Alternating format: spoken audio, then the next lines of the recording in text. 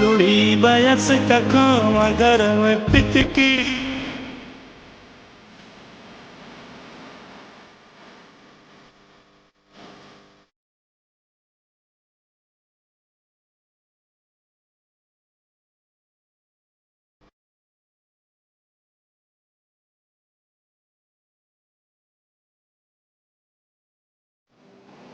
अस्सलाम वालेकुम नाज़रीन, स्पेशल ट्रांसमिशन में भली कार मैं तव्हांजी मेज़बान सबिन मेमण। नाज़रीन, स्पेशल ट्रांसमिशन में ॻाल्हि कंदासीं कराची खां कश्मीर ताईं बरसात जी तबाहकारियुनि जे हवाले सां ऐं घटि में घटि जेके 25 लख माण्हू सरकारी सतह ते ॿुधाया वञनि था जेके बेघर थिया आहिनि, जेके ख़ैमा बस्तियुनि में आहिनि ऐं केतिरा अहिड़ा माण्हू आहिनि जिन खे ख़ैमा पिणु न मिली सघिया आहिनि, रोडनि रस्तनि ते पंहिंजनि ॿारनि बचनि समेत बेयारो मददगार आहिनि ऐं अञा ताईं उन्हनि जी उन तरह वार न थी सघी आहे। बिलावल भुट्टो ज़रदारी पारां अगरि दौरा त कया वञनि था, बिलावल भुट्टो ज़रदारी पारां प्रेस कॉन्फ्रेंस कंदे चयो वियो त मीरपुर ख़ासि डिवीज़न जी सूरत हाल तमामु घणी ख़राबु आहे ऐं हू मदद लाइ वफ़ाक़ी हुकूमत ॾांहुं वांझाए रहिया आहिनि। वफ़ाक़ी हुकूमत खे मदद करण जी ज़रूरत आहे। वॾो वज़ीर ख़त पिणु लिखी चुको आहे। बिलावल भुट्टो ज़रदारी इहो पिणु चयो त जीअं 2010 ऐं 11 वारी ॿोॾि में वफ़ाक़ी हुकूमत पारां फौरी तौरु इन सूरत हाल में सूबे जी मदद कई वई। हुन न रुॻो सिंध सूबे बल्कि ओवरऑल पाकिस्तान में जिते जिते बि बरसात जी तबाहकारियुनि वारी सूरत हाल आहे, बलूचिस्तान समेत, हुन चयो त वफ़ाक़ी हुकूमत खे फौरी तौर ते माण्हुनि जी मदद जे लाइ क़दम खणण जी ज़रूरत आहे। पर उन बावजूदि जिते वफ़ाक़ ऐं सूबे जे विच में रिलीफ जे हवाले सां तकरार हलंदड़ आहे, माण्हुनि जी वाहर जे हवाले सां इख़्तियार ऐं फंडनि जो मामिलो आहे, त उते अञा ताईं माण्हू तमामु घणी ॾुखियाईनि में ज़िंदगी गुज़ारे रहिया आहिनि। माण्हुनि जो अलाह तला माल मता सभु कुझु ख़तमु थी वियो आहे ऐं माण्हू हिन वक़्तु न रुॻो पीअण जे पाणी जे लाइ सख़्तु परेशान आहिनि, पर इन वबा बरसाति खां पोइ बीठल पाणी में जेका गंदगी ग़लाज़त ऐं ख़ासि करे मच्छरनि जो आज़ार आहे, उन पिणु माण्हुनि जूं मतियूं मुजाए छॾियूं आहिनि। मूंखे हिन ट्रांसमिशन में मेराज हबीब बि जॉइन कयो आहे। जी बिल्कुलु, मजबूरी तरह सां जेका सूरत हाल साम्हूं अचे पई, जीअं जीअं ॾींहं गुज़रनि पिया ऐं जीअं जीअं माण्हुनि जा अंग अचनि पिया, इहा ख़बर पवे थी त सूरत हाल इंतिहाई ख़राबु आहे। ख़ासि करे मीरपुर ख़ासि ऐं हैदराबाद डिवीज़न जा केतिरा ई इलाइक़ा हिननि बरसातुनि खां पोइ ॿुॾल आहिनि। उनमें लॻभॻि 18 खां 20 लख माण्हू हिननि बरसातुनि सबबि बेघर थिया आहिनि। पीपी चेयरमैन बिलावल भुट्टो ज़रदारी पहुतो मीरपुर ख़ासि ऐं मीरपुर ख़ासि जे दौरे ते हू हिन वक़्तु आहे। काल्ह बि बिलावल भुट्टो ज़रदारी पारां मीरपुर ख़ासि डिवीज़न जे मुख़्तलिफ़ इलाइक़नि जा दौरा कया विया, जंहिंखां पोइ ही थरपारकर ऐं ॿियनि इलाइक़नि ॾांहुं बि वेंदो। डिवीज़न जे मुख़्तलिफ़ इलाइक़नि जा दौरा पिणु थींदा, पर काल्ह बिलावल भुट्टो ज़रदारी पारां जिते जिते हू पहुचे पियो उते वॾे तादाद में माण्हू पहुचनि पिया। उते बिलावल भुट्टो ज़रदारी जो इस्तक़बाल बि थिए पियो ऐं सोशल मीडिया ते या मीडिया ज़रिए जेके शयूं साम्हूं अचनि पियूं, उन मां इहो अंदाज़ो लॻाए सघिजे थो त पाकिस्तान पीपल्स पार्टी जी अक्सरियत इन्हनि सभिनी इलाइक़नि में मौजूदु आहे। पर उन ॻाल्हि सां गॾोगॾु इन ॻाल्हि ते बि सुवाल उथनि था त हिन वक़्त ताईं जेका बि सूरत हाल हुई, जेका माज़ी में सूरत हाल हुई आहे। मेराज ने स्पेशल लाइव ट्रांसमिशन में असांखे आजिज़ धामरा साहब बि जॉइन कयो आहे। अस्सलाम वालेकुम आजिज़ साहब। जी वालेकुम अस्सलाम। आजिज़ साहब ॿुधाए जो मजबूरी तरह सां बिलावल भुट्टो ज़रदारी साहब निकितल आहे दौरनि ते, दौरा थियनि पिया, मुख़्तलिफ़ शयूं असांजे साम्हूं अचनि पियूं, अवां बि उन्हनि सां गॾु मौजूदु आहियो। हिन वक़्त ताईं सभ खां पहिरियां ॿुधाए जो त केतिरो नुक़सानु थी चुको आहे? ॾिसो, हलो मुंहिंजो आवाज़ अचे थो? जी बिल्कुलु अचे पियो, जी बिल्कुलु अचे पियो। ॾिसो, जेको नुक़सानु आहे ख़ासि तौर ते बदीन, बिल्कुलु ख़ासि उमरकोट ऐं सांगड़ में चेयरमैन बिलावल भुट्टो ज़रदारी साहब ऐं चीफ मिनिस्टर साहब मुकमल तौर ते 3 ॾींहंनि खां वठी हिते मौजूदु आहिनि डिवीज़नल हेडक्वार्टर में।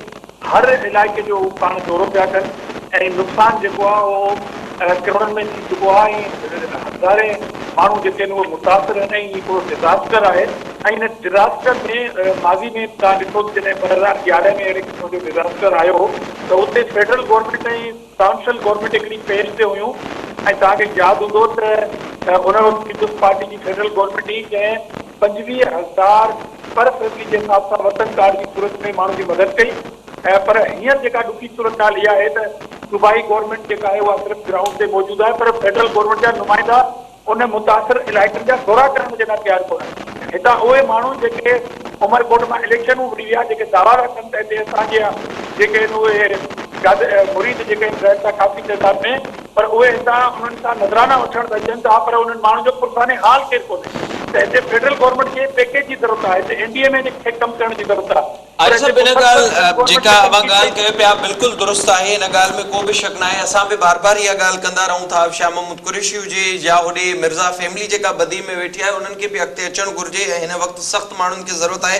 पर जे ॾिठो वञे त बिलावल भुट्टो ज़रदारी काल्ह खां जी उते मौजूदु आहिनि। पहिरियां जेका असां वटि स्टेटमेंट्स आयूं त 42,000 ख़ैमा ॾिना विया आहिनि ऐं जेको रिलीफ जो सिलसिलो आहे उहो जारी आहे। बिलावल भुट्टो ज़रदारी साहिब जो असां ॾिठोसीं जहिड़ी तरह सां हुननि जो इस्तक़बाल बि थियो पए मीरपुर ख़ासि जे केतिरनि ई इलाइक़नि में जिते जिते हू विया, त उन खां पोइ का रिलीफ में तेज़ी आई आहे कि अंग अखर अवां ॾेई सघो पिया त जेके माण्हू मुतासिर थिया आहिनि उन्हनि जे लाइ छा पियो थिए, या अवां सम्झो पिया त को प्लान हिन वक़्तु तयारु थिए पियो उन्हनि जे लाइ त अॻिते हली को ख़ासि पैकेज उन्हनि खे ॾेई सघिजे थो? ॾिसो मिराज, ॿ शयूं हूंदियूं जेकॾहिं इमीडिएटली किथे डिज़ास्टर अचनि था ऐं इंसानी ज़िंदगी जेकॾहिं मुतासिर थिए थी त हुनखे इमीडिएटली रेस्क्यू जी ज़रूरत हूंदी आहे। सिंध गवर्नमेंट पहिरीं ॻाल्हि त रेस्क्यू करे थी, सर्वे करणु जेको आहे क्रिटिकल स्टेज ते कयो थो। माण्हुनि जिन जा ॻोठ ई घर ॿुॾी विया, जेके रोडनि ते वेठा आहिनि, उन्हनि माण्हुनि खे टेंट जी सूरत में फ़िलहाल इमीडिएटली जी ज़रूरत आहे त हू काड़े में वेठा आहिनि ऐं ॿियारो मददगार वेठा आहिनि। त प्रांशल गवर्नमेंट हिकु त उहा फैसिलिटी ॾिए थी ऐं बाद में सर्वे जो अमल बि शुरू थींदो ऐं उन्हनि इलाइक़नि खे पहिरीं सिंध गवर्नमेंट जेको आहे उहो आफ़्रिदा इलाइक़ो करार ॾिनो आहे। ऐं उन खां पोइ जेका मेन शइ हूंदी आहे त लीडरशिप जो इन ॾुखी सूरत जे हाल में पंहिंजे माण्हुनि सां गॾु बीहनि, उन्हनि माण्हुनि खे आदत ॾियणी, उन्हनि माण्हुनि खे मैसेज ॾियणु त तव्हां सां सिंध गवर्नमेंट वेठी आहे ऐं पार्टी जा जेके मुखियर हज़रात आहिनि उहे पंहिंजी कंट्रीब्यूशन कनि था, उहा ॿुधाइण जी ज़रूरत कान्हे का। मूं चयो त लखे माण्हू हुते मुतासिर आहिनि, इन करे हर माण्हू ताईं इमदाद पुॼण जे लाइ हिते सभिनी इदारनि खे चेयरमैन बिलावल भुट्टो ज़रदारी साहब बार बार अपील कई आहे, पर उनजी अपील खे जेको आहे ॿिए तनाज़ुर में ॾिठो थो वञे त शायदि हू किन इदारनि ते तनक़ीद थो करे, पर हू अपील थो करे सभिनी उन्हनि इदारनि खे त जेके कराची में बि आया आहिनि, कराची खां ॿाहिरि जिते जिते अहिड़े क़िस्म जी सूरत हाल आहे, जीअं माज़ी में फेडरल गवर्नमेंट माण्हुनि खे संभालियो, अॼु बि माण्हू मिस था कनि पीपल्स पार्टी जी फेडरल गवर्नमेंट खे, ट्रायम्फल गवर्नमेंट जेका आहे पंहिंजे ग्राउंड ते मौजूदु आहे। आज साहब बिल्कुलु जेका मां वरी बि चवां थो, जेका अवां ॻाल्हि कयो पिया असांखे सम्झ में अचे थी, असांखे ख़बर आहे त 2 सालनि में कहिड़ो रवैयो वफ़ाक़ जो रहियो आहे। मुख़्तलिफ़ वक़्तनि में इन बाबति असां गुफ़्तगू कंदा रहिया आहियूं। हिन वक़्तु जॾहिं ॻाल्हि थिए पई, काल्ह बि बिलावल भुट्टो ज़रदारी साहब ॿुधायो पए त जीअं माज़ी में वतन कार्ड ज़रिए माण्हुनि खे पैसा ॾिना विया, उन तरह जो को क़दम खणण जी ज़रूरत आहे। त उन खां पोइ शिबली फराज जो बयान बि असांजे साम्हूं आहे, तंज़िया अंदाज़ में हुन पारां जे लहजे में ॿुधायो वियो पए, उहे सभु शयूं सम्झ में अचनि थियूं। इन जो मतिलबु इहो ई आहे, वाज़े आहे त फेडरल गवर्नमेंट मां उम्मीद नथी रखी सघिजे। उन खां बावजूद बि जेके उतां जे माण्हुनि जूं या उते पाकिस्तान पीपल्स पार्टी जी अक्सरियत आहे 12 सालनि खां सिंध में मौजूदु आहे, उन मां ई उम्मीदूं आहिनि। त उन हवाले सां ॿुधाइजो त पाकिस्तान पीपल्स पार्टी जा कहिड़ा प्लान आहिनि ऐं अॻिते हली करे उन्हनि माण्हुनि जी कीअं वाहुर कई वेंदी? ॾिसो, जेसिताईं वफ़ाक़ी हुकूमत जे रवैये जो तालुक आहे त ही इंतिहाई कूड़ी ऐं ड्रामेबाज़ हुकूमत आहे। इन करे रियासत खे मां जो किरदारु अदा कंदे पंहिंजे उन सभिनी फेडरेटिव यूनिट माण्हुनि खे जिते जिते डिज़ास्टर अचनि था उते उन्हनि खे संभालणु खपे। पर अनफॉर्चुनेट जेके मौजूदा हुकुमरान आहिनि फेडरल जा, उहे मस्किरा आहिनि, उहे हर ॻाल्हि में सिर्फ़ु पंहिंजी ब्रेकिंग न्यूज़ छपाइण जे लाइ सिर्फ़ु उहो अॻिते अचनि था, बाक़ी उनजी का कंट्रीब्यूशन कान्हे। त इन ते अफ़सोस जो इज़हार बेशक करे सघिजे थो। बाक़ी सिंध गवर्नमेंट तव्हां ॾिसो त 2 सालनि खां पंहिंजी जेका डेवलपमेंट बजट आहे उन जे डेवलपमेंट साइड ते टच हणी कोरोना जे मद में बि असां कमु कयो। ऐं तव्हां ॾिसो त कोरोना जे मद में बि असां ते मज़ाक़ूं कयूं, मज़ाक़ूं उॾायूं, पर असां पंहिंजे कम खे जारी रखियो। जारी आहे उहा बजट जेका डेवलपमेंट जी सिंध गवर्नमेंट उनखे कट कयो आहे। हिन साल में सिंध गवर्नमेंट पंहिंजी डिस्ट्रिक्ट एडीपी जेका आहे उनखे कट कयो आहे, का न्यू स्कीम कोन थी आहे, उहो इन्हनि डिज़ास्टर ते ख़र्च था थियनि। ॿी सूरत में उहे असांजा पैसा रोके वठंदा, जेकॾहिं असीं चवंदा माण्हुनि जी ख़िदमत कयो, हू चवंदा तव्हांखे पैसा न ॾींदा। त जेको माज़ी में वतन कार्ड हो, जेको पीपल्स पार्टी जेको ॾिनो हो, उनमें नादरा जे थ्रू, नादरा में जेके माण्हू रजिस्टर्ड हुया उन्हनि खे सभिनी खे का बि सियासी मसइली न रखी वई। केतिरनि ई पार्टी खां ॿाहिरि जे जिन खे अवाम जी नज़र सां ॾिठो वियो, उन अवाम जी मदद कई वई। ठीकु आहे, तव्हां नादरा जे थ्रू सर्वे करायो, उनजे थ्रू तव्हां माण्हुनि खे मदद कयो। हिन में कहिड़ी रॉकेट साइंस आहे?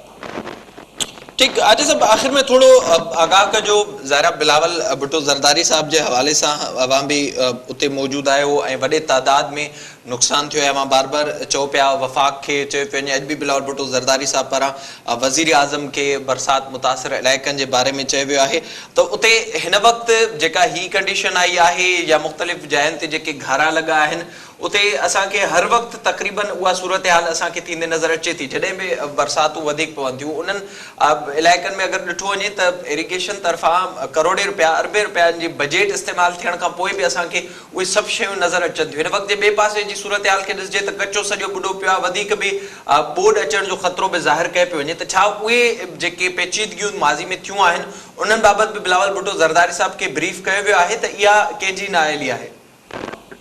ॾिसो, बिलावल भुट्टो ज़रदारी साहब खे टोटल ब्रीफ आहे। तव्हां ॾिठो त चीफ मिनिस्टर पाण पंहिंजूं सभु सरकारी मसरूफियात ऐं इंतज़ामी मसरूफियात खे ख़तमु करे मुसीबत अचियल हिन माण्हुनि जे लाइ मीरपुखास में मौजूदु आहिनि।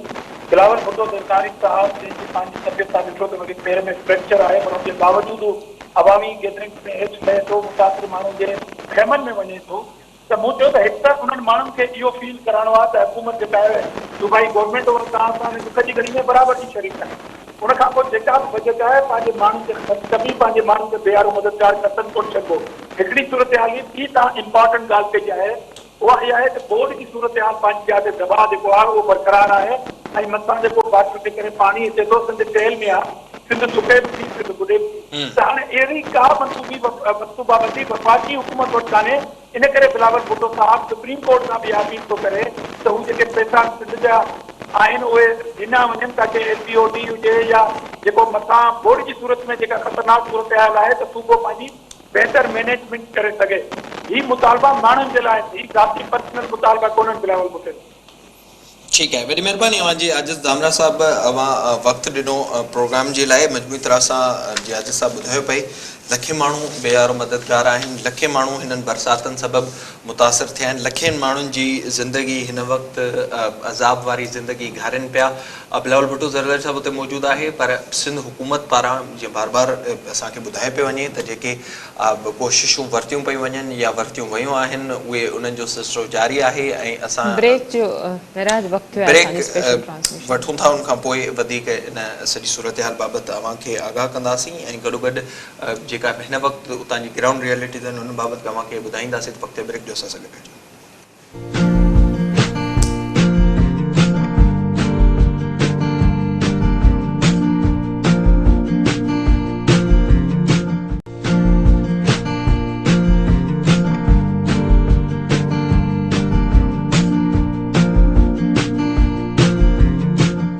स्पेशल ट्रांसमिशन में एक भेरो ॿीहर भलीका। नाज़रीन, ब्रेक ते वञण खां अॻु में जीअं आजिज़ धामरा साहब असां सां ॻाल्हाए रहियो, ग्राउंड ते जेका सूरत हाल आहे पीपुल्स पार्टी जी दावा आहे त उहा माण्हुनि सां गॾु बीठल आहे, पर माण्हुनि सां गॾु बीहण सिर्फ़ु मसइले जो हल न आहे। मसइले जो हल इहो आहे त माण्हुनि खे फौरी तौरु रिलीफ फराहम करण जे लाइ जेकॾहिं वफ़ाक़ वटां का मदद फौरी तौरु अञा ताईं अनाउंस न थी सघी आहे, न मिली सघी आहे, त सूबाई हुकूमत इन हवाले सां छा कयो आहे? जी मेराज जी बिल्कुलु, जीअं असां आजिज़ धामरा खां पुछोसीं उतां जी सूरत हाल बाबति ऐं आजिज़ धामरा ॿुधायो पए त असांजी कोशिशि आहे वफ़ाक़ी हुकूमत असांजी मदद करे ऐं हिन सूरत हाल में कंहिं ख़ासि पैकेजनि जो ऐलान करे। ऐं आजिज़ धामरा साहब पारां इहो बि आगाह कयो वियो त सिंध हुकूमत उते ग्राउंड ते त मौजूदु आहे ऐं माण्हुनि सां गॾु बीहण बि वॾी ॻाल्हि आहे। ऐं उन्हनि पारां इहो बि चयो वियो त सिंध हुकूमत जेतिरो वस आहे हर पंहिंजी कोशिशूं वठे पई ऐं मुख़्तलिफ़ जेके फंड आहिनि जेके अॻु में ई कोरोना सूरत हाल सबबि इस्तेमालु सिंध हुकूमत करे चुकी आहे, पर जेके बि फंड उन्हनि वटि मौजूदु आहिनि उहे हिन सूरत हाल में हू इस्तेमालु कनि पिया। मेराज सिजावल मां हनीफ़ मला असांखे सिजावल जी सूरत हाल ॿुधाइण लाइ जॉइन कयो आहे। जी हनीफ़, आगाही ॾिजो कहिड़ी सूरत हाल आहे सिजावल में बरसातुनि खां पोइ? में हालिया बरसातुनि वॾी तबाही मचाई आहे। सिजावल जा सभई तिलका जिन में मीरपुर भठोरो आहे, शाह बंदर आहे, जाती आहे, सिजावल समेत सभई इलाइक़ा तक़रीबन 80 खां 90% जेके आहिनि से पाणी हेठि आहिनि। केतिरा ई ॻोठ जेके ॿुॾल आहिनि उते जा मुतासिर माण्हू लॾ पलाण करे महफ़ूज़ हंधनि ते पहुतल आहिनि। सिजावल इंतिज़ामिया जी ॻाल्हि कंदो हलां त सिजावल में हिन वक़्तु रिलीफ जो को बि कमु नाहे थी सघियो। सिजावल में टेंट बि हज़ारनि जी तइदाद में कंटेनर लही चुका आहिनि। इमदादी राशन जूं गाॾियूं जेकॾहिं मुंहिंजो कैमरामैन तव्हांखे ॾेखारे त हिन वक़्तु बि DC ऑफिस सिजावल जे अॻियां वॾे तइदाद में राशन सामान लाथो पियो वञे ऐं इहो गुदामनि में बंदि कयो पियो वञे।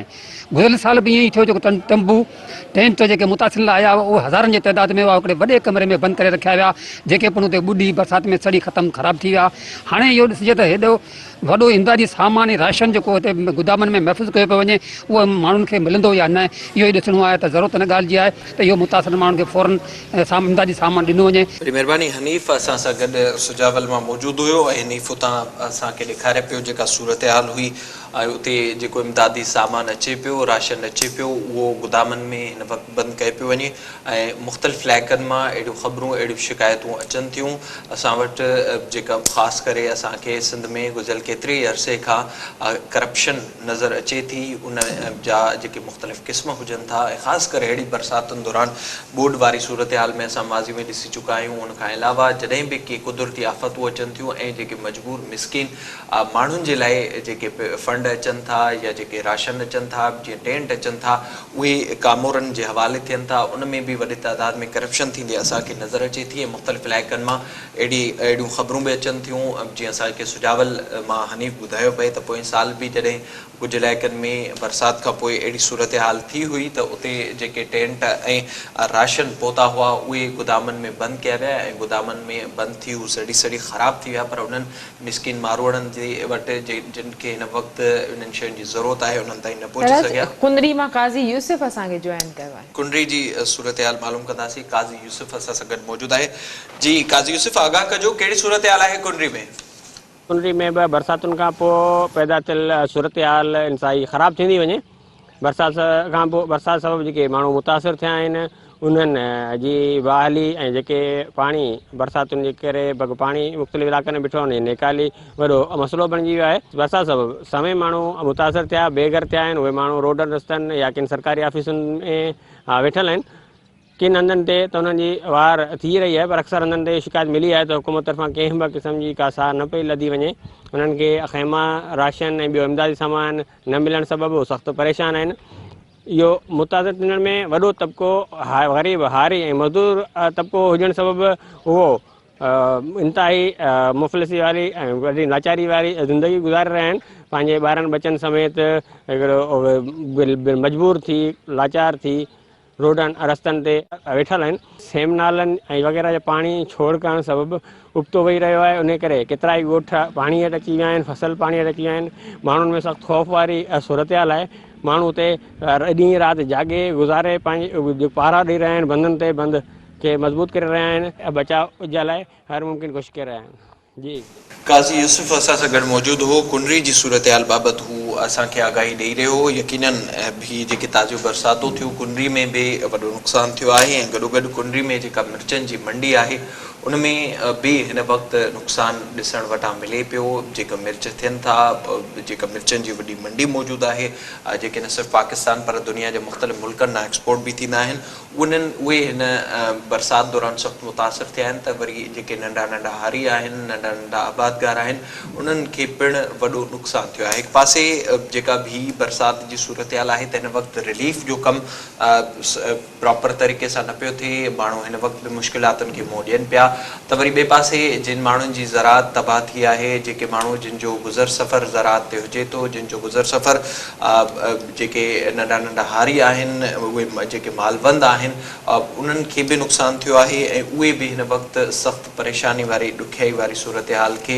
मुंहुं ॾियनि पिया। जेतिरो जल्दी थी सघे हुकूमतुनि खे उन्हनि सभिनी माण्हुनि जी वाहुर करण जी ज़रूरत आहे। जी सभी यकीनन ग्राउंड ते जेका सूरत हाल आहे उहा तमामु घणी ख़राबु आहे, जिते वज़ीरनि मुशीरनि जी सॼी हिकिड़ी टीम फोकल पर्सन सिंध हुकूमत पारां मुक़ररु कया विया आहिनि, उहे माण्हुनि सां गॾु आहिनि त उते माण्हुनि खे रिलीफ न मिली सघियो आहे। त उते अपोज़िशन बि असांखे तनक़ीद कंदे नज़र अचे थी। हलीम आदिल शेख पारां जेके फुटेजिस ॾेखारे वञनि था बार बार ऐं ग्राउंड ते वञी करे, जेकॾहिं सूबाई हुकूमत इन सूरत हाल में मुतासिरनि जे लाइ कुझु न करे सघी आहे, यकीनन करणु घुरिजे। सिंध हुकूमत 12 साल लाॻीतो सिंध जे माण्हुनि जे मथां हुकूमत कई आहे, उनजो फ़र्ज़ु आहे, पर वफ़ाक़ी हुकूमत खां जेके सिंध में अपोज़िशन आहे उहा छा वठी ॾेई सघी आहे। वफ़ाक़ी हुकूमत सिर्फ़ु कराची जे लाइ जेको ऐलान कयो, जंहिं ते पिणु अञा सियासत थी रही आहे, हिकिड़े शहर जे लाइ बाक़ी ज़िलनि खे नज़रअंदाज़ कयो वियो, इहो पिणु यकीनन अफ़सोस जोगी सूरत हाल आहे, जंहिं ते अॼु बिलावल भुट्टो ज़रदारी पारां पिणु इहो बार बार मुतालबो कयो वियो त जीअं हू हिन वक़्तु सिंध जे माण्हुनि सां गॾु बीठल आहिनि ऐं दौरा कनि पिया, ईअं वज़ीर आज़म खे बि न रुॻो सिंध में बल्कि जिते जिते बरसाति जूं तबाहकारियूं आहिनि उन इलाइक़नि जा फ़ौरी तौर ते दौरा करणु घुरिजनि ऐं माण्हुनि सां हमदर्दी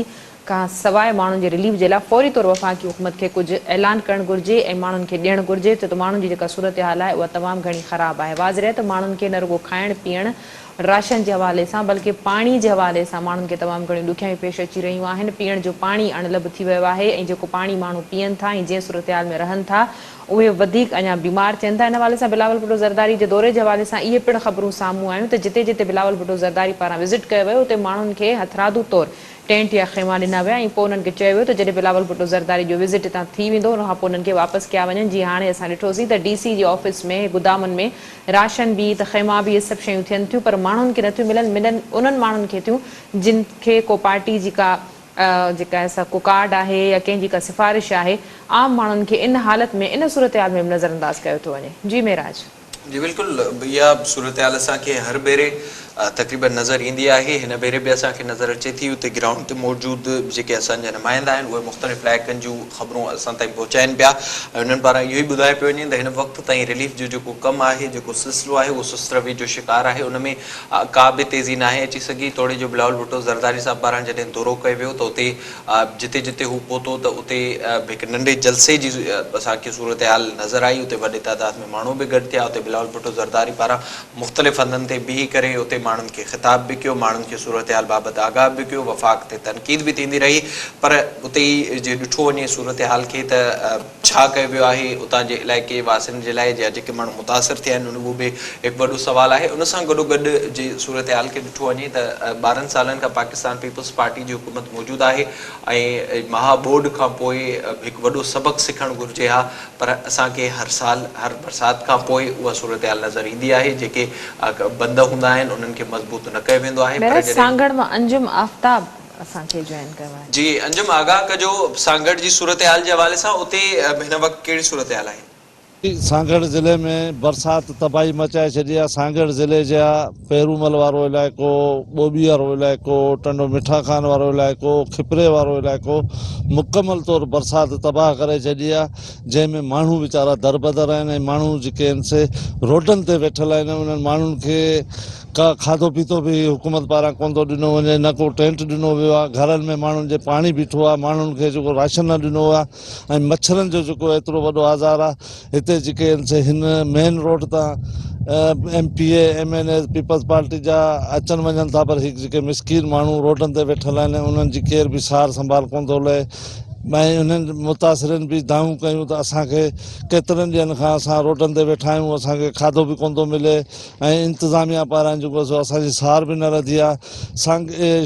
शहर जी ऐं इलाइक़े जी जेका हालति आहे उहा तमामु घणी ख़राबु आहे। पाणी ॻोठनि में बीठल आहे, माण्हुनि जे घरनि में पाणी बीठल आहे। माण्हू वीचारा जेके रोडनि में आहिनि, माण्हुनि जो जेको चौपायो माल आहे उहो मच्छरनि जे करे मरी वियो आहे ऐं इन्हनि जी केर बि सार लहण वारो न आहे। ऐं जेके माण्हू रोडनि ते वेठल आहिनि उन्हनि खे जेको सो खाधो बि न आहे। उन्हनि जा केतिरा ॿारड़ा जेके वीचारा आहिनि बीमारी में मुब्तला थी विया आहिनि, जंहिंमें मलेरिया उन्हनि खे वठी वई आहे ऐं जेके बि ॿारड़ा आहिनि उहे वीचारा रोडनि। जी सांगड़ मां अंजुम आफ्ताब असांखे सूरत हाल ॿुधाए रहियो। लॻभॻि असांखे साॻी सूरत हाल नज़र अचे थी।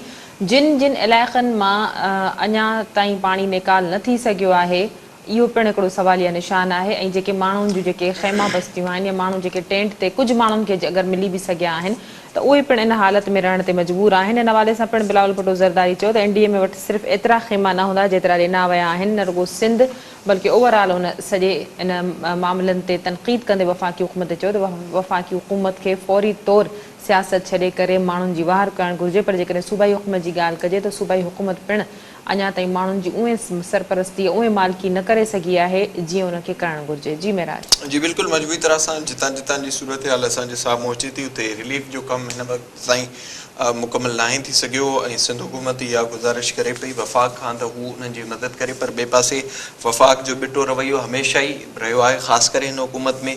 असां ॾिठो आहे मुख़्तलिफ़ वक़्तनि में NFC अवार्ड जा पैसा खाधा वञनि था, मुख़्तलिफ़ बजट जा पैसा खाधा वञनि था, उहे फंड नथा ॾिना वञनि। त वरी हिन सूरत हाल में बि असांखे साॻी सूरत हाल नज़र अचे थी। शिबली फराज़ 2 ॾींहं पहिरियां बि इहो बयानु ॾिनो त असां हिननि खे पैसा नथा ॾेई सघूं। कुझु अरसो पहिरियां बि शिबली फराज़ पारां इहो चयो वियो त सूबे खे पैसा ॾींदासीं त इहे डायरेक्ट ओमनी में हलिया वेंदा ऐं इहे अहिड़े क़िस्म जा जेके बयान आहिनि अहिड़े क़िस्म जी जेका सूरत हाल आहे जेका कशीदगी आहे सूबाई ऐं वफ़ाक़ी हुकूमत में उहा बि सवालिया निशान आहे। तोड़े जो हिन वक़्तु हिकु पासे इहो बहस बि हलंदड़ आहे त कराची जे लाइ जेको प्लान आहे उन में सिंध हुकूमत चवे थी असांजो सभ खां वधीक पैसो आहे, वफ़ाक़ी हुकूमत चवे थी असांजो सभ खां वधीक पैसो आहे, उन ते ई हिकु पेज ते नथा अची सघनि त हिन वक़्तु इन ॾुखी सूरत हाल ते बि नथो लॻे जेका हींअर सूरत हाल आहे या जेका बयानबाज़ी हले पई। कुझु देरि पहिरियां बि अहिड़े क़िस्म जो बयान साम्हूं आयो आहे। इवन वज़ीर आज़म इमरान ख़ान अहिड़े क़िस्म जा बयान मुख़्तलिफ़ वक़्तनि में ॾींदो रहियो आहे त इन मां वफ़ाक़ी हुकूमत मां घणी उमेद नथी रखी सघिजे। सिंध हुकूमत खे ई किरदारु अदा करण जी ज़रूरत आहे।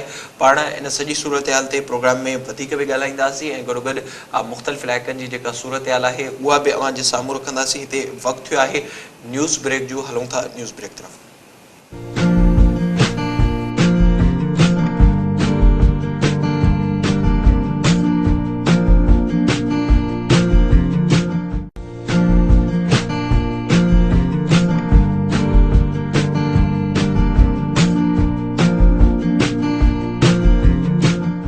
स्पेशल ट्रांसमिशन में एक भेरो बीहर भलीकार नाज़रीन त जीअं हिन खां अॻु में असां तव्हांखे ॿुधाए रहियासीं सिंध जे मुख़्तलिफ़ ज़िलनि में बरसात जी तबाहकारियुनि जा जेके हाञा आहिनि माण्हुनि जी जेका सूरत हाल आहे उहा असां हिन स्पेशल ट्रांसमिशन ज़रिए तव्हां ताईं पहुचाए रहिया आहियूं। न रुगो सिंध जे हिकिड़े शहर सिंध जी राजधानी कराची बल्कि समूरे सिंध जे 20 जेके सिंध जा ज़िला आहिनि उन्हनि जे मुख़्तलिफ़ शहरनि में सूरत हाल तमामु घणी ख़राबु आहे। माण्हुनि जी अञा ताईं का वाहर का सरपरस्ती न थी सघी आहे। माण्हू रोडनि रस्तनि ते बेयारो मददगार वेठल आहिनि ऐं सभ खां वॾो जेको माण्हुनि खे हिन वक़्तु प्रॉब्लम आहे उहो इहो आहे त जंहिं जॻह ते माण्हू रहनि था उन जे चौधारी पिणु पाणी बीठल आहे जंहिंजे करे मच्छरनि जो तमामु घणो आज़ार आहे। माण्हुनि खे पीअण जे पाणी जी तकलीफ़ आहे, राशन आहे, उन्हनि जो जेको सामान आहे उहो सॼो ख़तमु थी वियो आहे ऐं उन्हनि जा इहो पिणु चयो थो वञे त जेके माण्हू हिन वक़्तु ताईं महफ़ूज़ हंधनि ते बंदनि ते या सुकी जायुनि ते अची करे वेठा आहिनि। केतिरा ई एतिरा अहिड़ा ॻोठ आहिनि सिंध दरिया में चाढ़ खां पोइ जेके पिणु ॿुॾी आहिनि उते पिणु माण्हुनि जो हिकिड़ो वॾो अंग मौजूदु आहे ऐं सिंध हुकूमत सवाइ दौरनि जे अञा ताईं ग्राउंड लेवल ते माण्हुनि जी बहाली जे लाइ, माण्हुनि जी रिलीफ जे लाइ, माण्हुनि जी रेस्क्यू जे लाइ फौरी तौरु अहिड़ा के उपा वठंदे असांखे नज़र नथी अचे।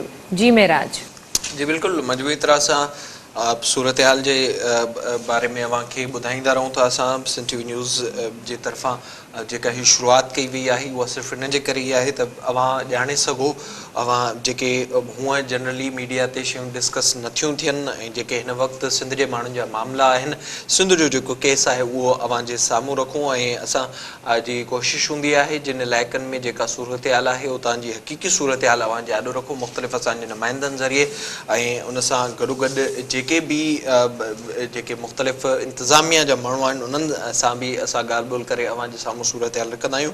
अॼु इन सॼे मामले ते जिते बिलावल भुट्टो ज़रदारी मीरपुर ख़ासि पहुतल आहे उते हुन पारां काल्ह बि दौरो कयो वियो, अॼु बि हू दौरा कंदो कुझु इलाइक़नि जा। बिलावल भुट्टो ज़रदारी पारां वफ़ाक़ ते सख़्तु तनक़ीद कई वई आहे। बिलावल भुट्टो ज़रदारी पारां इहो चयो आहे त वज़ीर आज़म इमरान ख़ान मुतासिरनि जी मदद करे हुनखे घुरिजे त हू मीरपुर ख़ासि जो दौरो करे।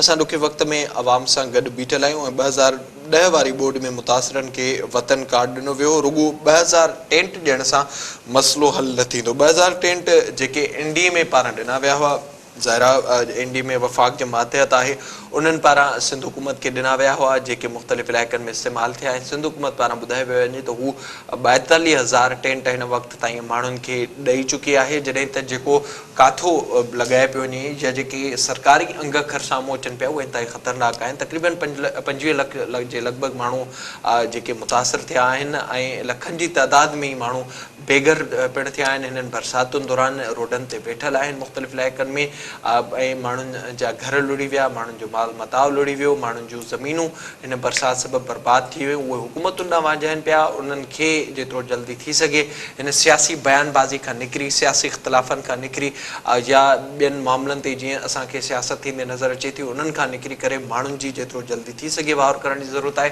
तो तई वरी साॻी वक़्तु पाकिस्तान पीपल्स पार्टी खे बि पंहिंजी कारकर्दगी ॾांहुं निहारण जी ज़रूरत आहे त एतिरनि सालनि खां जॾहिं महाबोर्ड आई उन खां पोइ जेका सूरत हाल रही पए, जेके मुख़्तलिफ़ बंद असांखे बरसाति खां पोइ टुटंदे नज़र अचनि था।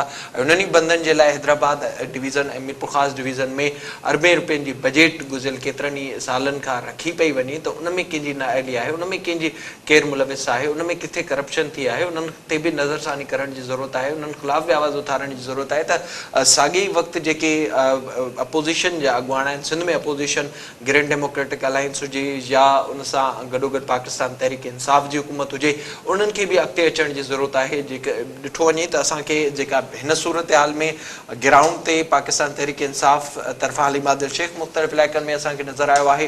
हुन पारां इहो बि ॿुधायो वियो त टाइगर फोर्स ज़रिए बि हू उनजी जेका टीम हुई उन समेत पहुतो आहे। गवर्नर हाउस मां कुझु इमदाद खणी उतां जे माण्हुनि जे लाइ पहुतो आहे। मच्छरदानियूं हुजनि या उहे टेंटनि जी सूरत में हुजनि या राशन जी सूरत में हुजनि, उहो असांखे कुझु इलाइक़नि में नज़र आयो, पर उनखां अलावा असांखे को बि नज़र नथो अचे। शाह महमूद कुरैशी जेको हिन वक़्तु वफ़ाक़ी हुकूमत में अहम उहिदे ते वेठल आहे ऐं पाकिस्तान तहरीक इंसाफ़ जो वाइस प्रेसिडेंट जी सूरत में उहो वेठल आहे। जॾहिं हर साल जॾहिं हर इलेक्शन थिए थी त उन वक़्तु असांखे उहो नज़र ईंदो आहे, उन वक़्तु इलेक्शन कैंपेन दौरान नज़र ईंदो आहे। वॾे तइदाद में हुन जा जेके मुरीद आहिनि, हुन जा जेके वोटर आहिनि मुख़्तलिफ़ इलाइक़नि में, उहे हिन वक़्तु बेयारो मददगार थी वेठा आहिनि। उनखे बि अॻिते अचणु घुरिजे ऐं माण्हुनि जी वाहुर जी सख़्तु ज़रूरत आहे। ऐं गॾोगॾु सूरत हाल खे जे ॾिठो वञे त मिर्ज़ा फैमिली बि हिन वक़्तु अहम पोज़ीशन रखे पई। डॉक्टर फ़हमीदा मिर्ज़ा साहिबा हिन वक़्तु वफ़ाक़ी हुकूमत सां गॾु वेठल आहिनि, उहा पिणु उनजो हिसो आहिनि। उनखे बि पंहिंजनि माण्हुनि जे लाइ किरदारु अदा करण जी ज़रूरत आहे। जिते सिंध हुकूमत बार बार चवे पई त उते वफ़ाक़ी हुकूमत तरफ़ां जेके शयूं साम्हूं अचनि पियूं, इहो ई ॿुधाए पियो वञे त हू डायरेक्ट सिंध हुकूमत खे पैसा न ॾींदा, हुननि खे इन्हनि शयुनि ते एतबार न आहे, पर हू कोशिशि कनि पिया जेके उतां जा उन्हनि जा लोकल अॻुवान आहिनि उन्हनि जे ज़रिए हू सर्वे कनि पिया ऐं को इमदादी पैकेज अची सघे थो, पर इन जी घणी उमेद हिन वक़्त ताईं नज़र न पई अचे। त ॿिए पासे वरी सिंध हुकूमत इहो बि ॿुधाए पई त कोरोना वायरस जी सूरत हाल सबबि जेके बि स्पेशल फंड हुआ डेवलपमेंट बजट मां कुझु कटौतियूं करे उहे उन में इस्तेमालु कया विया। जेके हिन वक़्तु फंड सिंध हुकूमत वटि मौजूदु आहिनि उहे यूटिलाइज़ करे पई ऐं जेतिरो जल्दी थी सघे माण्हुनि जी वाहुर करण जी ज़रूरत आहे त जीअं हिन ॾुखी सूरत हाल मां जेके सिंध जो अवाम आहे, वॾे तइदाद में जेके माण्हू आहिनि, लखनि जी तइदाद में जेके माण्हू बेघर थिया आहिनि, उहे निकिरी सघनि, न सिर्फ़ु निकिरी सघनि पर उन्हनि जी इमदाद ऐं वाहुर करण जी ज़रूरत आहे। बिलावल भुट्टो ज़रदारी साहिबु जीअं मूंखे ॿुधायोसीं पए त उहो मौजूदु आहे, उहो दौरा करे पियो, त उन्हनि जे दौरनि खां पोइ उते का रिलीफ में तब्दीली असांखे नज़र न पई अचे। सिर्फ़ु इहो ॿुधाए पियो वञे त उहो ग्राउंड ते मौजूदु आहे, पंहिंजनि माण्हुनि सां गॾु बीठल आहे, पर उन्हनि माण्हुनि जी ज़िंदगियुनि में केतिरी तब्दीली हुनजे अचण सां थी आहे, या जेके मुतासिर थिया हुआ, या जेके कुझु इलाइक़नि में फाथल हुआ, या जेके माण्हू हिन वक़्तु मुख़्तलिफ़ वबाउनि खे मुंहुं ॾियनि पिया, उन्हनि जी ज़िंदगियुनि में का तब्दीली आई आहे या रिलीफ जो कमु तेज़ थियो आहे कि ख़ासि उन्हनि खे टेंट मुहैया कया विया आहिनि सभिनी माण्हुनि खे, या उते जेके माण्हू बीमार थियनि था कैंपुनि में उन्हनि खे के सहूलियतूं ॾिनियूं वियूं आहिनि। उन हवाले सां का बि हिन वक़्तु ताईं का ख़बर न पई अचे। बहरहाल इहो ॿुधाए पियो वञे त बिलावल भुट्टो ज़रदारी सॼी सूरत हाल खे ॾिसे पियो, वॾे वज़ीर सां गॾिजी को प्लैन ॾेई सघिजे थो, इहो बार बार ॿुधाए पियो वञे, पर हिन वक़्तु ताईं को बि ख़ासि ऐलान इन सॼी सूरत हाल सबबि सिंध हुकूमत तरफ़ां बि न थियो ऐं नई वफ़ाक़ी हुकूमत तरफ़ां अहिड़ी का ॻाल्हि हिन वक़्तु ताईं साम्हूं अची सघी आहे। नाज़रीन, उन बावजूदि सूबाई हुकूमत बार बार इहो चई रही आहे त हुननि वटि एतिरा फंड, एतिरा वसीला कोन्हनि जो हेॾे तादाद में जेतिरा तादाद में माण्हू मुतासिर थिया आहिनि। हिकिड़ा त उहे माण्हू जेके रोडनि रस्तनि ते वेठल आहिनि, जिन जा घर ॿार जेके आहिनि से उहे ख़तमु थी विया आहिनि बरसाति जे करे, त वरी उन्हनि जे घरनि खे ठाहिण जे हवाले सां, उन्हनि खे फंड ॾियण जे हवाले सां हिकिड़ो वॾो सिस्टम आहे। इन हवाले सां पिणु सूबाई हुकूमत अञा सर्वे जे कम खे पिणु मुकमल न करे सघी आहे। हिकिड़ो मुहतात अंदाज़ो लिमिटेड तादाद जेको आहे 125 लखनि जो माण्हुनि जो ॿुधायो वञे थो, पर लॻे ईअं थो जेका ग्राउंड ते सूरत हाल आहे त माण्हू जेके आहिनि से हज़ारनि जी तादाद में न बल्कि लखनि जी तादाद में माण्हू जेके आहिनि से मुतासिर थिया आहिनि, जेके हिन वक़्तु वाहुर जा मुंतज़िर आहिनि। पिथोरो मां असांखे ज़वार सिंध टीवी न्यूज़ जी रिपोर्टर ज़वार बंगाणी जॉइन कयो, हुन खां पुछंदासीं ज़वार छा सूरत हाल आहे? जी बिल्कुलु, जिते समूरी सिंध ताज़ो आयल बोझ जे भर चढ़ियल आहे उते पिथोरो तालुको ऐं उनजे भर पासे वारा जेके इलाइक़ा आहिनि, ढोरो नारो, राजा रस्ती, सूफ़ी फ़कीर, इहो समूरो इलाइक़ो उहो पाणी जी ज़द में आहे। तमामु घणो जेको पाणी उहो इलाइक़े में बीठल आहे। हितां जेके फुटी ऐं मिर्च जो फ़सुलु जेको हिते माण्हुनि जो गुज़ारे जो ज़रियो हो उहो तबाह थी वियो आहे। माण्हू उन्हनि जा घर जेके आहिनि 100 सैकड़ो कचा घर जेके आहिनि उहो इलाइक़े में किरी विया। माण्हू जेके आहिनि सिर्फ़ु पंहिंजो सिर ऐं पंहिंजा ॿारड़ा जेके आहिनि उन्हनि खे बचाए रोडनि ऐं शाखनि ऐं वाहन जे किनारनि ते वेठल आहिनि ऐं उहे तमामु परेशानी जी हालत में आहिनि। असां इन सिलसिले में उन्हनि माण्हुनि सां ॻाल्हि ॿोल कंदासीं ऐं उन्हनि खां उन्हनि जी दर्द कथा मालूम कंदासीं त हू हिननि ॾुखियनि हालतनि में कीअं पिया गुज़ारीनि ऐं उन्हनि खे हुकूमत तरफ़ां के सहूलियतूं मिलियूं बि आहिनि या न मिलियूं आहिनि, या उन्हनि जी का वार थी आहे या न थी आहे, या हू बेयारो मददगार आहिनि। अचो त इन सिलसिले में उन्हनि माण्हुनि सां ॻाल्हि ॿोल था करियूं जेके पंहिंजा घर पंहिंजा अजा ॾेई वञण खां पोइ मथां ई वारनि पनाहगाहनि ते पंहिंजी ज़िंदगी गुज़ारीनि पिया ऐं पंहिंजे ॿारनि ऐं पंहिंजा सिर जेके आहिनि उहे बचाए वाहन ऐं शाखनि जे कपिड़नि ते ऐं रोडनि जे किनारनि ते वेठल आहिनि। महिरबानी पिथोरो मां असांखे ज़वार बंगलाणी पिथोरो जी सूरत हाल ॿुधाए रहियो हो। यकीनन माण्हुनि जा जेके माण्हू रोडनि रस्तनि ते कुझु ख़ैमनि में जिन माण्हुनि खे मिली सघिया आहिनि, बाक़ी माण्हू ईअं बेआसरा बेयारो मददगार खुलियल आसमान हेठि पंहिंजे ॿारनि बचनि समेत वेठल आहिनि। जेकॾहिं माण्हू वापसि वञण बि चाहिनि त उन्हनि जा घर ड्रही पिया आहिनि, टुटी पिया आहिनि, ख़तमु थी विया आहिनि ऐं चौधारी पाणी बीठल आहे। न माण्हू उते रही था सघनि, उन्हनि खे सहूलियतूं आहिनि, न वरी पंहिंजनि टुटल फुटल घरनि ॾांहुं वापसी उन्हनि जी थी सघे थी। हिन वक़्तु सिंध जा माण्हू तमामु घणी परेशानी खे मुंहुं ॾेई रहिया आहिनि ऐं फौरी तौर उन्हनि जे वाहर करण जी, उन्हनि जी सरपरस्ती करण जी, उन्हनि जी मालिकी करण जी ज़रूरत आहे, जेका अफ़सोस जोगी ॻाल्हि आहे त अञा न थी सघी आहे। बीमारियूं फैलजण जो तमामु घणो ख़दशो आहे। कोरोना वारी सूरत हाल में माण्हुनि जो इन तरह रहणु कंहिं ख़तरनाक वबा खे पिणु जनमु ॾेई सघे थो। माण्हुनि जा नंढा नंढा ॿार आहिनि, बीठल पाणी मां गंदगी ग़लाज़त ऐं बदबू जे करे माण्हुनि जो उते रहणु महाल आहे। त वरी उते मच्छरनि जो पिणु तमामु घणो आज़ार आहे, जंहिंजे करे माण्हुनि जो न रुॻो माल मरी रहियो आहे, बल्कि माण्हुनि खे जेको आहे सो मच्छरनि जे करे केतिरियूं बीमारियूं ऐं तकलीफ़ूं पिणु ॾिसणु पइजी रहियूं आहिनि। जी मेराज। बिल्कुलु, जीअं असांखे पिथोरे जी सूरत हाल बाबति ज़वार बंगलाणी ॿुधायो पई, बिल्कुलु ईअं आहे ऐं ग्राउंड ते इहा ई सूरत हाल आहे। हिन वक़्तु मुख़्तलिफ़ जेके इलाइक़ा हुआ ॻोठ ॿुॾी विया। ॻोठ ॿुॾण जे करे माण्हू पाण खे पंहिंजनि मासूम बचड़नि खे ॿारनि खे वठी करे जेतिरो जंहिंखां थी सघियो आहे त हू पंहिंजो माल मता जेको उन्हनि वटि हो उन्हनि खे बचाए अची करे मुख़्तलिफ़ बंदनि ते रोडनि ते कैंपूं क़ाइमु करे हिन वक़्तु वेठल आहिनि। त हिन मां इहो अंदाज़ो लॻाए सघिजे पियो त न हू पंहिंजनि घरनि ॾांहुं मोटी सघनि था जितां पाणी हिन वक़्तु ताईं निकाल लाहे थी सघियो, ऐं न ई हुननि वटि कुझु खाइण पीअण लाइ बचियो आहे। मालवंद माण्हू हुजनि था, ज़रात ते जिन जो गुज़र सफ़र हुजे थो, सिंध में हूअं ई जनरली सभ खां वॾो जेको तबिको आहे जंहिंजो गुज़र सफ़र ज़रात ते ई हूंदो आहे, उन्हनि जी ज़रात मुकमल तरह सां तबाह थी वई। जेके मालवंद माण्हू हुआ, जेको ज़रियो उन्हनि जो जेको माल ते हो, उहे उन्हनि जा मरी विया या जेके उते फासी पिया हू पंहिंजी जान बचाए त निकिता, पर उहे उन्हनि जा जानवर उते ई मरी विया। उन्हनि जी जेका ज़िंदगी आहे हिन वक़्तु अज़ाब मां गुज़रे पई। हिकु पासे इहा सूरत हाल आहे, ज़ाहिर उन्हनि खे खाइण पीअण जे लाइ जेके ज़रूरतूं घुरिजनि थियूं उहे उन्हनि खे मुहैया न आहिनि, ऐं उन सां गॾु गॾु जेको ज़रिए माश आहे उहो मुकमल तरह सां तबाह थी वियो आहे। त हू घर छॾे पंहिंजा अजा छॾे ॿियनि जायुनि ते वेठल आहिनि, ऐं उते बि मुकमल तरह सां हिन वक़्तु ताईं माण्हुनि खे टेंट बि मुहैया न आहिनि थी सघिया त हू रहाइश जे लाइ उन्हनि खे को टेंट फ्राहम कयो वञे। उन सां गॾु गॾु जेके माण्हू वेठल आहिनि त उन्हनि जे खाइण पीअण जे हवाले सां बि के सहूलियतूं हिन वक़्तु ताईं नज़र न पियूं अचनि। उहे खाइण पीअण जे हवाले सां की उन्हनि खे को राशन ॾिजे या उन्हनि माण्हुनि जे हवाले सां उन्हनि खे का खाद खुराक रोज़ जी बुनियाद ते फ्राहम कई वञे, साफ़ पाणी रोज़ जी बुनियाद ते फ्राहम कयो वञे, उहो हिन वक़्तु नथो मिले। ऐं उन सां गॾो गॾु जिन जायुनि ते माण्हू वेठा आहिनि मुख़्तलिफ़ बंदनि ते मुख़्तलिफ़ रोडनि ते, उते चौधारी पाणी बीहण जे करे ऐं तक़रीबन 2 हफ़्ता गुज़री चुका आहिनि हिन सूरत हाल खे। मुख़्तलिफ़ इलाइक़नि में पाणी बीहण जे करे उते मुख़्तलिफ़ बीमारियुनि बि कर खयो आहे। जॾहिं उतां जी सूरत हाल बाबति असां नुमाइंदनि खां पुछूं था त उते इहो बि ॿुधाए थो वञे त जिते अगरि हज़ारे माण्हुनि जी हिकु ख़ैमा बस्ती क़ाइमु कई वई आहे त उते अगरि हिकिड़ो डॉक्टर कॾहिं कॾहिं अचे थो त उते वरी हज़ारनि जी तादाद में माण्हू उते पहुचनि था। माण्हुनि जा मासूम ॿारड़ा हिन सूरत हाल सां बीमार थियनि था। टाली मां असांखे ग़ुलाम मोहम्मद जॉइन कयो, टाली जी सूरत हाल मालूम कई त असांखे ग़ुलाम मोहम्मद हिन वक़्तु जॉइन कयो आहे। जी ग़ुलाम मोहम्मद, आगाह कजो कहिड़ी सूरत हाल आहे बरसातुनि खां पोइ? असां हींअर जेको मौजूदु आहियूं हाकरे ढोरे जे कस वारो जेको इलाइक़ो आहे, हीअ रोड नवकोट पिछी ऐं कुनरी उमरपुर जेको रोड वञे थो, पर हिन टाइम ते हिन रोड जे मथे जेको पाणी 4 खां 5 फुट खां मथे जेके हींअर पाणी हिते मौजूदु आहे।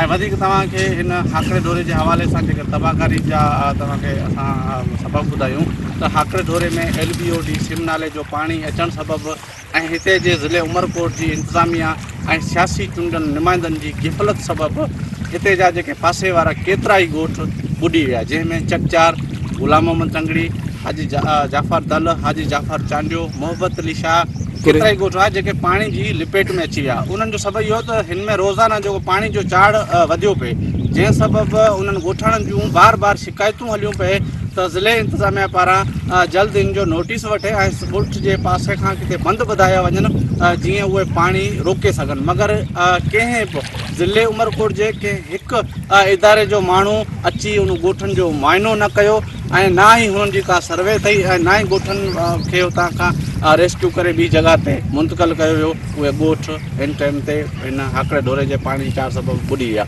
ऐं उन खां पोइ जेको नुक़सानु त कुदरती आफ़तनि सबबु त थी वियो, उन खां पोइ उन नुक़सान जो अज़ालो करणु ऐं हुन बेवस ऐं जेके बेयारो मददगार वेठल माण्हुनि खे फ़ौरन इमदाद पहुचाइण वारो सिलसिलो बि सुस्त रहियो मतिलबु कि नज़र ई न आयो असांखे।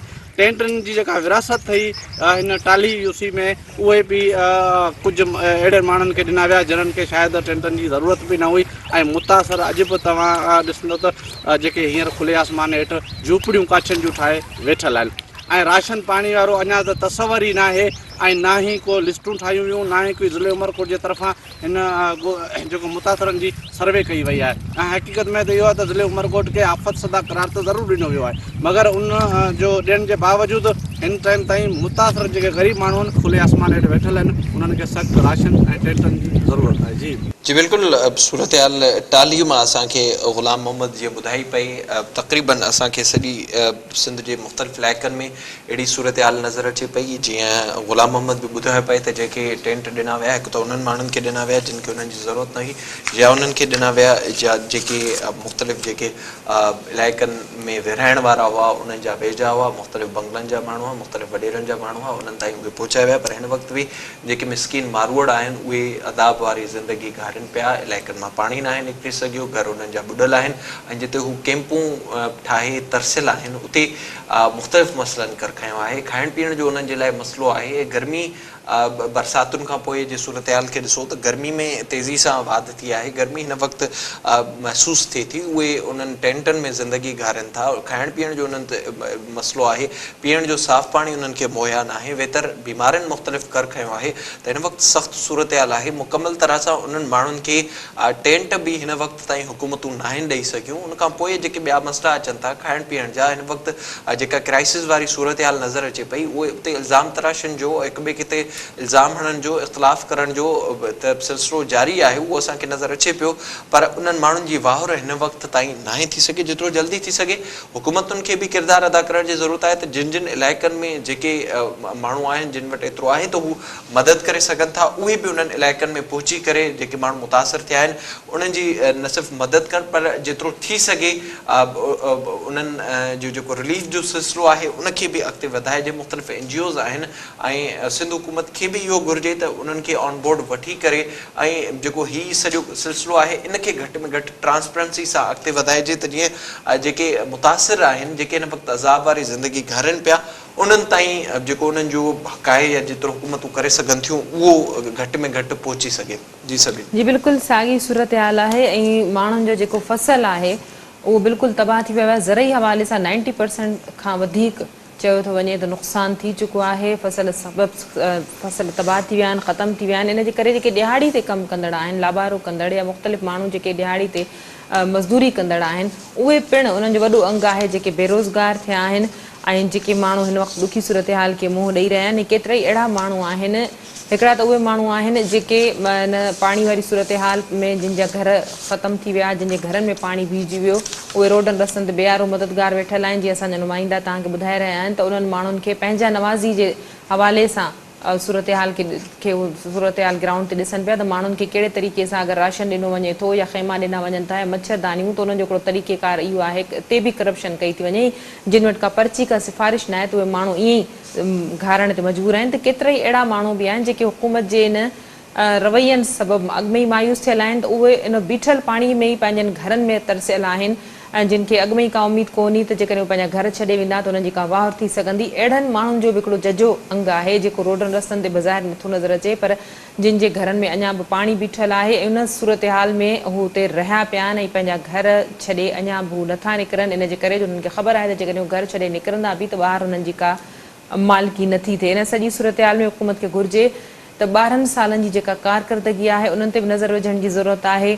जेकॾहिं कराची में नालनि जी सूरत हाल जे करे कराची जहिड़ो शहर ॿुॾी वियो त उते सिम नालनि जी खाटरी या सफ़ाई न थियण जे करे या उहे जेके फंड ईंदा रहिया उहे करप्शन जे वर चढ़ी वञण जे करे घारा पइजी विया ऐं ॻोठनि जा ॻोठ, माण्हुनि जा घर, फसल सभु कुझु तबाह थी वियो, सभु कुझु पाणी हेठि अची वियो।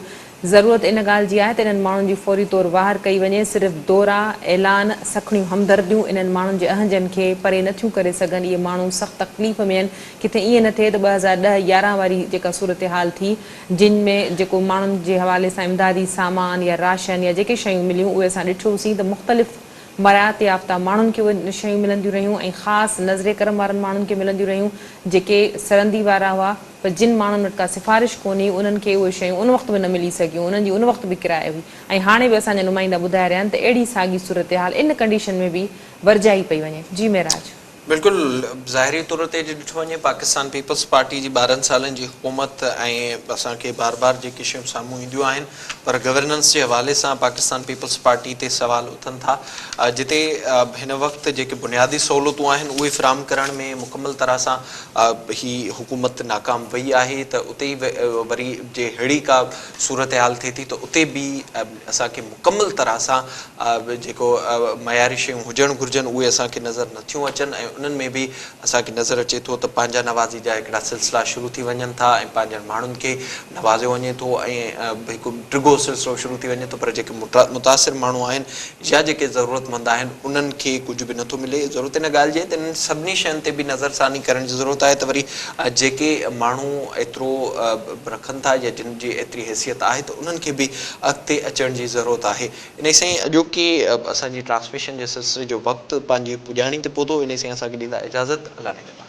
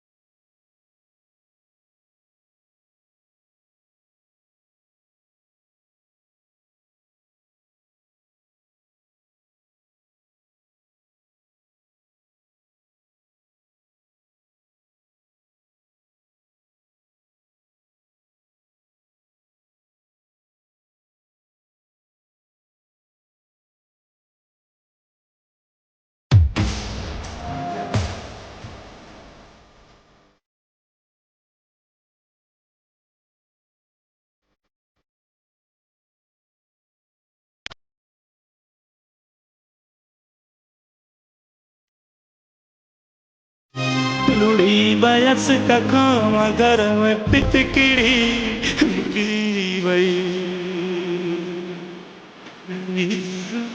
रोड़ा की जिंदगी